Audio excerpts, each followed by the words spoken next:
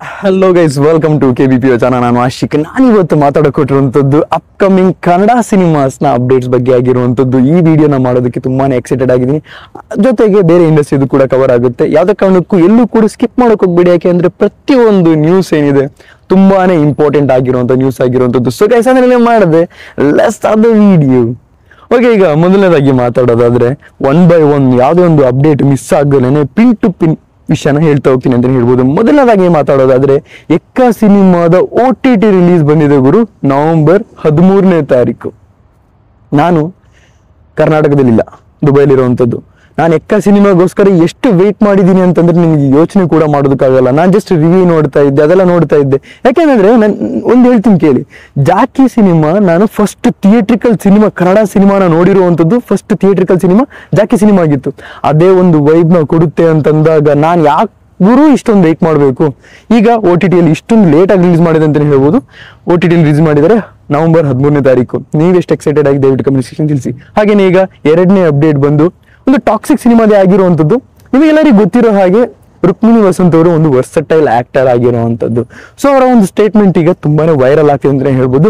ಹಮಾ ಖುರೇಶಿ ಅವರು ಹೇಳಿದ್ರು ತುಂಬಾನೇ, ಅಂದ್ರೆ ವಿಷಯ ಹೇಳ್ತೀನಿ, 5-6 ಹೀರೋಯಿನ್ಗಳಿದ್ದಾರೆ ಗುರು. ಹೀಗಿರ್ಬೇಕಾದ್ರೆ ಎಲ್ಲ ಸ್ಟೇಟ್ಮೆಂಟು ಕೂಡ ಅಷ್ಟೊಂದು ವೈರಲ್ ಆಗಲ್ಲ. ಆದ್ರೆ ರುಕ್ಮಿಣಿ ವಸಂತ್ ಅವರ ಸ್ಟೇಟ್ಮೆಂಟ್ ಏನಿದೆ ತುಂಬಾನೇ ವೈರಲ್ ಆಗ್ತಿದೆ. ಯಾಕೆ ಅಂತಂದ್ರೆ ಅವ್ರು ಹೇಳಿರುವಂಥದ್ದು ಏನಂತಂದ್ರೆ, ಈ ಒಂದು ಸಿನಿಮಾದಲ್ಲಿ ತುಂಬಾನೇ ಒಂದು ಗೀತು ಮೋಹನ್ ದಾಸ್ ಅವರ ವಿಷನ್ ಕಾಣಿಸ್ತಾ ಇದೆ, ಆದ್ರೆ ಅದು ಹ್ಯೂಮನ್ಲಿ ಆಗಿದೆ. ಅಂದ್ರೆ ನೀವೆಲ್ಲ ಒಪ್ಬೇಕಾಗಿರುವಂತ ಆಕ್ಷನ್ ಸೀಕ್ವೆನ್ಸ್ ಇರುವಂತದ್ದು. ಅಂಡ್ ಇನ್ನೊಂದು ವಿಷಯ ಹೇಳಿದ್ದಾರೆ, unlikely anything we have seen in Kannada or Indian cinema so far, it's a raw. Kannada ಸಿನಿಮಾದಲ್ಲಾಗ್ಲಿ ಅಥವಾ ಇಂಡಿಯನ್ ಸಿನಿಮಾದಲ್ಲಾಗ್ಲಿ ಈ ತರದೊಂದು ರಾ ರೀತಿ ಒಂದು ಸಿನಿಮಾನ ಇದುವರೆಗೂ ಬಂದಿಲ್ಲ ಅಂತ ಹೇಳ್ತಿದ್ದಾರೆ. ಸೊ ಇವರೊಂದು ಸ್ಟೇಟ್ಮೆಂಟ್ ನಂಬೋದಾ ನಂಬಕ್ಕಾಗಲ್ವಾ? ನೀವೇ ದಯವಿಟ್ಟು ಕಮೆಂಟ್ ತಿಳಿಸಿ. ಯಾಕೆಂದ್ರೆ ನಾನಂತೂ ಟಾಕ್ಸಿಕ್ ಸಿನಿಮಾಗೆ ಎಕ್ಸೈಟೆಡ್ ಆಗಿದ್ದೀನಿ. ಈ ತರದೊಂದು ವಿಷಯ ಎಲ್ಲ ಕೇಳಿದಾಗ ಹೈಪ್ ಜಾಸ್ತಿನೇ ಮಾಡುತ್ತೆ ಅಂತಾನೆ ಹೇಳ್ಬೋದು. ನಿಮಗೇನು ಅನ್ಸುತ್ತೆ ದಯವಿಟ್ಟು ಕಮೆಂಟ್ ಸೆಕ್ಷನ್ ತಿಳಿಸಿ. ಹಾಗೇನೆ ಈಗ ಮಾರ್ಕ್ ನೆನ್ನೆ ಅಪ್ಡೇಟ್ ಕೊಟ್ಟಿದ್ರು, 24 ಗಂಟೆ ವೆಯ್ಟ್, 24 hours ಅಲ್ಲಿ ಟೀಸರ್ ಬರ್ತಾ ಇದೆ ಅಂತ ಹೇಳ್ಬಿಟ್ಟು. ಈಗ ಎಕ್ಸಾಕ್ಟ್ ಟೈಮ್ ಇದೆ, ಟೀಸರ್ 6:45ಕ್ಕೆ, ಇವತ್ತು 6:45ಕ್ಕೆ ನಿಮಗೆ ಟೀಸರ್ ಬರ್ತಾ ಇದೆ ಗುರು. ನೀವೆಷ್ಟು ಎಕ್ಸೈಟೆಡ್ ಆಗಿದ್ದೀರಿ ಇನ್ನು ಮಾರ್ಕ್ನ ಒಂದು ಟೀಸರ್ ನೋಡೋದಕ್ಕೋಸ್ಕರ? ಯಾಕೆಂದ್ರೆ ನಾವು ಸಾಂಗ್ ಅಲ್ಲೇನೆ ತುಂಬಾನೇ ವೈಬ್ ಮಾಡಿದ್ವಿ.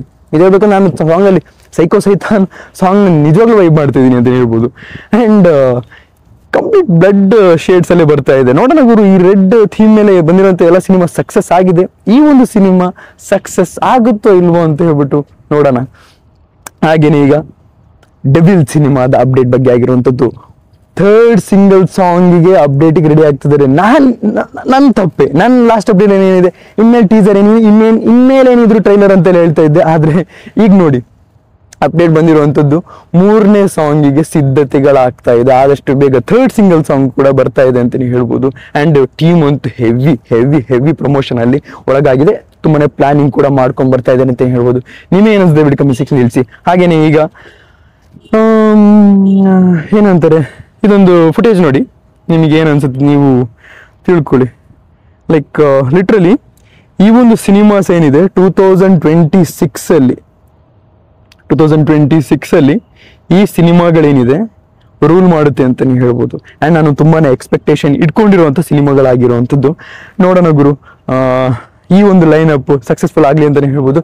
ಯಾಕೆಂದ್ರೆ ನಾವೊಂದು ರಿವ್ಯೂವರ್ಸ್ ಆಗಿರುವಂಥದ್ದು ಅಥವಾ ನಾವೊಂದು ರಿಯಾಕ್ಷನ್ ಕೊಡೋರು ಆಗಿರುವಂಥದ್ದು, ನನಗೆ ಸಿನಿಮಾಸ್ ಅಂದರೆ ಹುಚ್ಚು ಜಾಸ್ತಿನೇ ಅಂತಲೇ ಹೇಳ್ಬೋದು.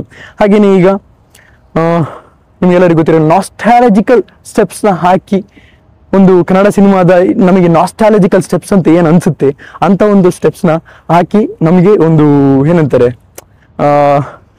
ಹಳೆದನ್ನೆಲ್ಲ ಜ್ಞಾಪನ ಮಾಡಿಸ್ತಾರೆ ಅಥವಾ ನಮಗೆ ನಾಸ್ಟಾಲಜಿಕಲ್ ಫೀಲ್ನ ಕೊಡುತ್ತೆ ಅಂತಲೇ ಹೇಳ್ಬೋದು. 45 ಸಿನಿಮಾದ ಸಾಂಗ್ ಬಗ್ಗೆ ನಾನು ಮಾತಾಡ್ತಿರುವಂಥದ್ದು.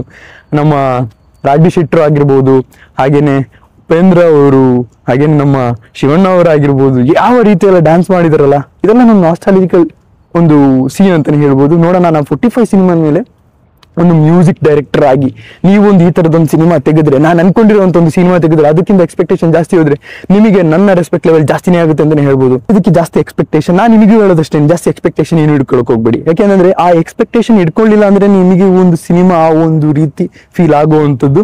ಅಂಡ್ ಲ್ಯಾಂಡ್ ಲಾರ್ಡ್ ಸಿನಿಮಾದ ರಿಲೀಸ್ ಡೇಟ್ ನಿಮಗೆ ಗೊತ್ತಿರಾಗಿ ಜನವರಿ 23ನೇ ತಾರೀಕು ಬರ್ತಾ ಇದೆ. ಅಂಡ್ ಅದರ ಒಂದು ಸಾಂಗ್ ಕೂಡ 10 million+ ಪಾಸ್ ಆಗಿದೆ ಅಂತಾನೆ ಹೇಳ್ಬೋದು. ಅಂಡ್ ಇಲ್ಲಿ ರಚಿತಾ ರಾಮ್ ಅವರು ಇನ್ನೂ ಮಿಂಚ್ತಾರೆ ಅಂತ ನಂದ ಒಂದು ಎಕ್ಸ್ಪೆಕ್ಟೇಷನ್ ಇರುವಂಥದ್ದು. ಯಾಕೆಂದ್ರೆ ನಾನು ಹೇಳಿದಾಗಿನಿ ಯಾವಾಗಲೂ ಕನ್ನಡ ಹೀರೋಸ್ ಯಾಕೆ ಆಚೆ ಹೋಗಿ ಮಿಂಚಬೇಕು, ಇಲ್ಲಿ ಮಿಂಚ್ಲಿ ಅಂತ ನನ್ನ ಒಂದು ಆಸೆ ಆಗಿರುವಂಥದ್ದು. ಅಂಡ್ ಈಗ ಫಸ್ಟ್ ಸಿಂಗಲ್ ಬರ್ತಾ ಇದೆ ಜನನಾಯಕನ್. ಈ ಒಂದು ಸಿನಿಮಾದಿಂದ KBN ಪ್ರೊಡಕ್ಷನ್ ಅವರು ಇದನ್ನ ಹೈಲಿ ಪ್ರಮೋಟ್ ಮಾಡ್ತಾರೆ ಅಂತ ಹೇಳ್ಬೋದು. ಅಂಡ್ ಅವ್ರದೇ ಪ್ರೊಡಕ್ಷನ್ ಹೌಸ್ ಇಂದ ಬರ್ತಿರುವಂತ ಒಂದು ಏನಂತಾರೆ ಪ್ಯಾನ್ ಇಂಡಿಯಾ ಲೆವೆಲ್ ನಲ್ಲಿ ತುಂಬಾನೇ ದೂಕೊಂಡು ಹೋಗ್ಬೇಕು ಅಂತ ಡಿಸೈಡ್ ಆಗಿರುವಂತ ಸಿನಿಮಾ ಒಂದು ಆಗಿರುವಂತದ್ದು. ನೀವೇನಿಸ್ ದಯವಿಟ್ಟು ಕಮೆಂಟ್ ಸೆಕ್ಷನ್ ತಿಳಿಸಿ ಅಂತ ಹೇಳ್ತಾ ಇವತ್ತಿನ ವಿಡಿಯೋ ಇಷ್ಟು. ನಿಮ್ಮ ಕಲೆಕ್ಟ್ ಮಾಡಿ ಶೇರ್ ಮಾಡಿ ಚಾನಲ್ ಸಬ್ಸ್ಕ್ರೈಬ್ ಮಾಡಿ. Keep watching. Love you all. Piece.